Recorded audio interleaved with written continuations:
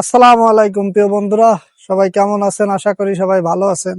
আসলে আমাদের দেশে একটা তথাকথিত একটা গুজব বলেন যাই বলেন প্রচার হয়ে গেছে বাংলাদেশে যে ভাই সৌদি আরব তো প্রচুর কষ্ট, বিদেশ আসবো, সৌদি আরব যাব না বা মধ্যপ্রাচ্যের কোনো দেশে যাব না, এইসব দেশে কষ্ট বেশি।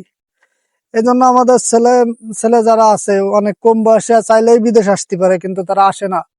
অথচ দেশে কিন্তু বসে পড়ে বছরের পর বছর পার করে দেয়, কোনো কাজ কামও করে না। আবার ধরেন আপনার কোনো কিছুর উদ্যোগ নেবে বা কোনো ব্যবসা বাণিজ্য ছোট করে শুরু করবে, সেটাও করে না। ছোট কাজ করতে বাংলাদেশের ছেলে ছেলেদের বিশেষ করে লজ্জা বেশি, যে আমি ছোট কাজ করব, আমি ছোট কাজ দিয়ে শুরু করব, এটা কেমন দেখা যায়, আমি একটা মুদি দোকান দেব বা আমি একটা চার দোকান দেবো বা আমি ছোট কিছু করব।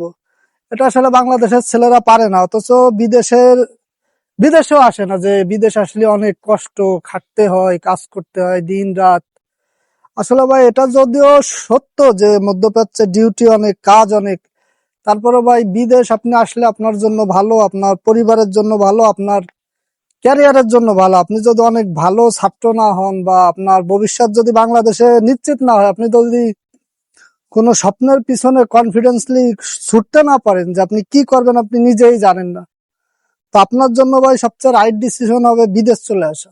বিদেশে আসলে ভাই আপনি যে কোনো কাজে ঢুকলে মাসে আপনি 70-80 হাজার টাকা অনায়াসে ইনকাম করতে পারবেন, যেটা বাংলাদেশে অনেকে আছে 6 মাসে ইনকাম করে।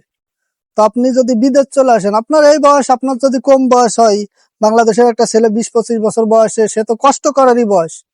আর যদি আপনি বিদেশ চলে আসেন, তাহলে আপনি যত কষ্ট করেন 4-5 বছর পরে যখন আপনার কাছে একটা টাকা হয়ে পড়বে, টাকার পাশাপাশি আপনার কাছে সেই সময় থাকবে অভিজ্ঞতা, আপনার কাছে থাকবে জ্ঞান, আপনার কাছে বাস্তব জ্ঞানের যে অভিজ্ঞতা, আসলে সংগ্রাম কি জিনিস, সেটা আপনি বিদেশ আসলে শিখতে পারবেন। আপনার বিদেশ আসলে আপনি সব দিক থেকে আমি মনে করি যে এগোই থাকবেন। একে তো আপনি টাকা পয়সা মালিক হয়ে যাবেন ইনশাল্লাহ, দ্বিতীয়ত আপনার জ্ঞান, মেধা, বাস্তব যে মেধা আপনি বই পড়ে বছরের পর বছর বই পড়লেও বা ওই যে পাঠ্য বই থেকে শিখতে পারবেন না, সেই মেধা আপনি বিদেশ আসলে শিখে শিখে নিতে পারবেন। আর আমরা বাংলাদেশিরা মনে করি যে ভাই বিদেশ গেলে অনেক কষ্ট, এই সেই। ভাই কষ্ট, পৃথিবীতে আপনি টাকা ইনকাম করতে চাইলে সবকিছুতেই কষ্ট। যারা জন্মগত ভাবে, যাদের বাপ দাদারা ধন সম্পদ হয়ে গেছে কোটি কোটি টাকার মালিক, সেই হিসেব আলাদা। কিন্তু আপনি যদি মধ্যবিত্ত হয়ে কষ্টরে ভয় পান যে ভাই কষ্ট হবে কাজ করলে, তাহলে ভাই আপনার ওদের জীবনও কোনো কিছু সম্ভব না, এবং আপনি সারা জীবন এরকম অভিযোগ দিয়েই যাবেন যে কষ্ট, কাজে কষ্ট। ভাই কাজে কষ্ট থাকবে, আপনার সেই কষ্টকে মেনে নিয়ে সামনের দিকে এগোতে হবে, এবং আপনার প্রথমে কষ্টকে সঙ্গী করে ভালো কিছু করার টার্গেট নিয়ে এগোতে হবে। আপনি শুধু সারা জীবন কষ্ট করবেন তা তো না।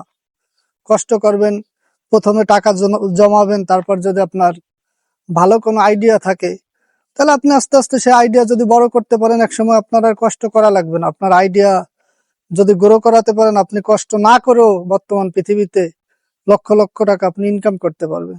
তো প্রথমে বা আপনার কষ্ট করে যদি টাকা ইনকাম করতে হয়, সেক্ষেত্রে আমি মনে করি দেশ থেকে বিদেশ শতগুণে ভালো। মধ্যপ্রাচ্যের যে কোনো দেশ, আপনি সৌদি আরব আসেন, কাতার আসেন, কুয়েত আসেন বা দুবাই যান, যে জায়গায় যান আপনার জন্য ভালো হবে। যারা বিশেষ করে 20-25 বছর বয়স তাদের, আপনি দেশে থেকে শুনতেছেন যে বিদেশ কষ্ট, কিন্তু আপনি দেশে কি করতেছেন? আপনি তো দেশে কিছুই করতেছেন না ভাই, বসে আছেন, গল্প করতেছেন, চার আড্ডা, খেলাধুলা, এই সব আওয়া যাওয়ার সময়ই আপনার দেখবেন 2-4-5 বছর চলে যাবে।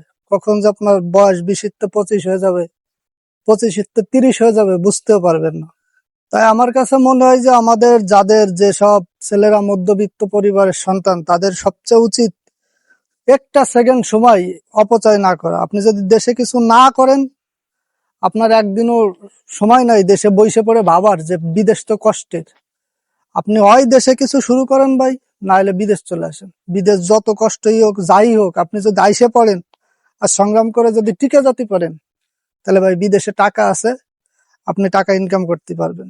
কিন্তু দেশে আপনি ওই যে বইসে পড়ে 2-4 বছর খালি হতাশা হতাশা, দেশে কিছু হয় না, বিদেশে কষ্ট, এগুলো করে দিন শেষে ভাই আপনার কোনো লাভ হবে না। জীবন থেকে সময় চলে যাবে, 2-4-5 বছর চলে যাবে, তখন আপনি পরিবারের কাছেও বোঝা হবেন, আপনার জীবনও ভালো লাগবে না, আস্তে আস্তে আপনি হতাশায় ডুবে যাবেন।